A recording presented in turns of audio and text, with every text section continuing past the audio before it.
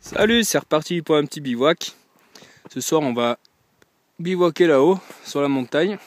Le problème pour l'instant c'est qu'on peut pas aller jusqu'au point de départ puisqu'on est coincé avec la voiture. Donc on va sûrement monter le reste à pied pour aller jusqu'à là-haut. Ah, du coup on est bloqué là, on va redescendre la voiture, laisser les affaires et aller à pied. Le départ de la petite rando est beaucoup plus haut. Et voilà, le tout sous la pluie. On verra ce que ça donne ce soir, quoi, cette nuit. Pour l'instant il commence déjà à pleuvoir. On verra ce que ça donne. On va réussir à arriver au départ de la rando. Donc là on en a pour un petit moment et du coup c'est cool, on a pu aller où on voulait. Il y a pas mal de neige, il a neigé encore lundi là. Et on va voir si ici un abri naturel ou éventuellement on a pris des bâches. On va voir un peu ce qu'on fait. Après le marché à une tente, on est enfin arrivé en haut. On va chercher un joli coin pour commencer le campement. Donc là il y a Yvan et Edgar.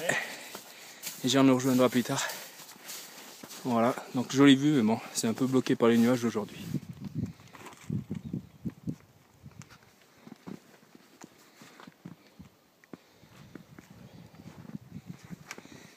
Ah, j'ai pris 3 branches, j'ai fait un trépied avec le nœud tête de bique qu'on a vu dans la vidéo le bushcraft pour faire une structure pour mon abri naturel. Voilà la structure de base, à peu près la hauteur de ma hanche, pas que ce soit trop haut pour que j'ai pas trop de mal à le chauffer. Donc là je vais aller chercher du branchage comme ça pour mettre au sol pour isoler un maximum. Voilà, du coup là avec l'aide de la X3 je vais couper un maximum de branchage. J'ai mis le hamac filé par terre, comme ça je mets toutes les branches dedans. Et je m'en sers un peu comme un baluchon pour tout transporter, ou du moins un maximum à la fois, jusqu'au camp.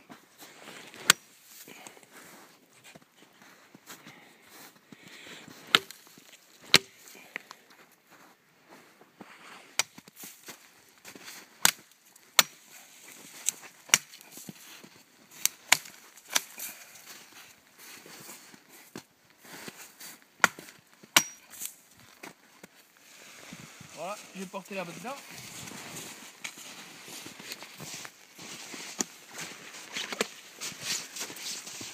Voilà, et là, le hamac filé du coup, me permet d'en prendre bien plus que j'en aurais pris à la main.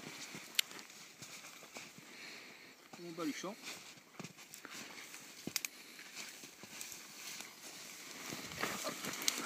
Et c'est parti.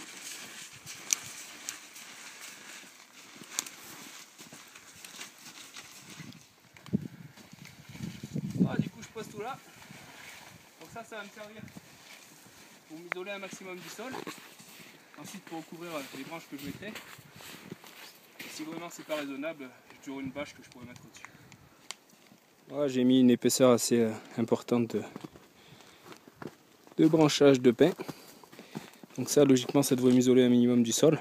Je vais commencer continuer sur la structure ici, des deux côtés, avec du bois plus gros. Ensuite je repartirai avec du branchage de sapin dessus et voir éventuellement pour du feuillage. Salut. Moi j'ai fait une petite canadienne. J'ai pas fait trop haute parce que comme il pleut, ça évite d'être éclaboussé quand l'eau atteint le sol. Et comme ça j'ai plus qu'à m'enfiler dessous entre deux arbres. Voilà. Voilà, moi je décide de faire un apprenti pour faire une petite variante par rapport à Yvan et Julien. On verra un petit peu lequel a eu la meilleure idée. On verra ça cette nuit et puis en fonction du vent et de la pluie. Voilà.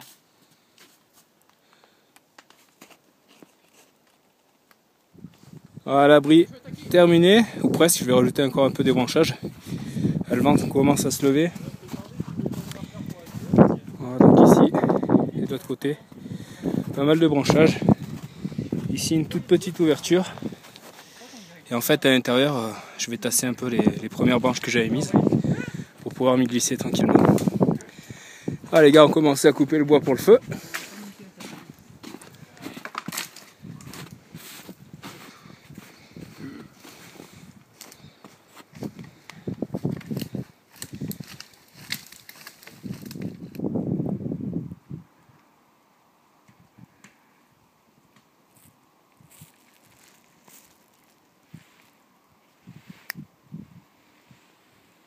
Voilà la super vue qu'on a ici. Bon là, il y a un petit peu de brouillard, mais encore de la neige tout en bas. Il a encore neigé la semaine dernière.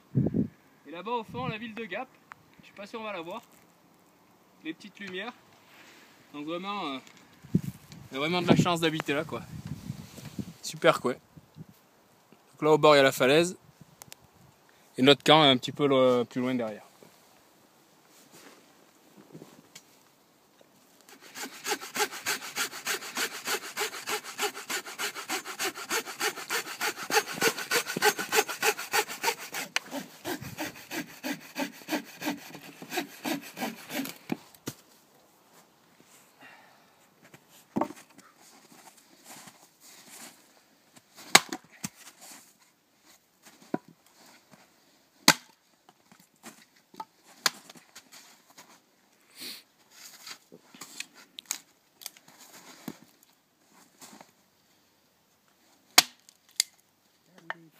Du coup à l'intérieur de la bûche c'est plus sec.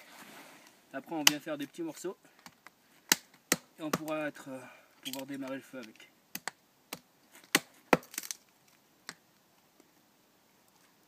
Voilà, l'intérieur est bien sec.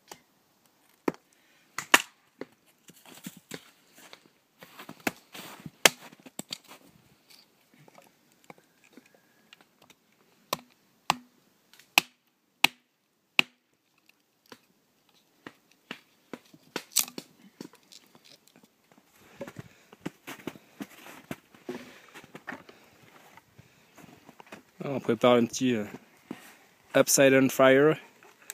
Alors on va essayer de faire démarrer le feu en upside down. Donc on met le feu en dessus.